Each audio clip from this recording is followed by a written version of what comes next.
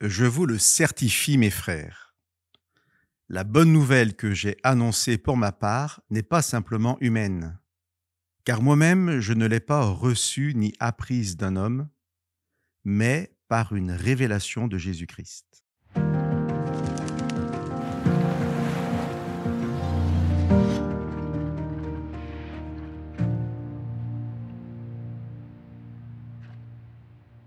J'ai déjà eu l'occasion de citer cette phrase, mais il ne serait pas inutile peut-être de le dire encore plus souvent.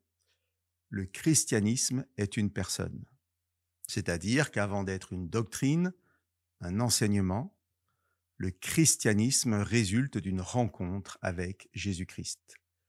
Rencontre à la fois personnelle et au travers d'une communauté de croyants, d'une assemblée que l'on appelle Église.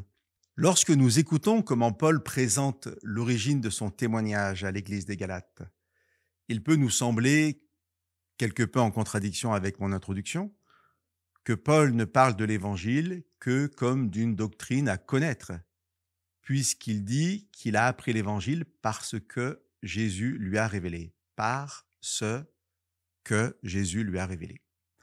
Paul dit dans notre verset, « J'ai reçu l'Évangile par une révélation de Jésus-Christ ».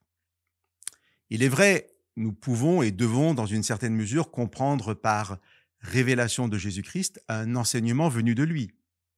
Le jour où Paul s'est converti, Jésus s'est présenté à lui sur le chemin de Damas et l'Esprit du Christ a ensuite accompagné Paul.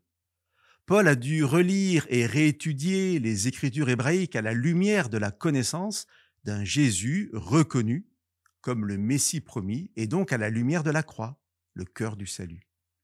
Aujourd'hui encore, nous devons étudier la Bible, la parole de Dieu, principale source de révélation, sur qui sont vraiment le Père et Jésus-Christ. La Bible est à la fois le cadre de la révélation et le garde-fou contre toute interprétation contraire à la volonté de Dieu. Mais revenons à mon affirmation du départ. Le christianisme est une personne. Dans le chapitre 1 de la lettre de Paul aux Galates, je vous ai lu en introduction les versets 11 et 12. Ajoutons maintenant le verset 15.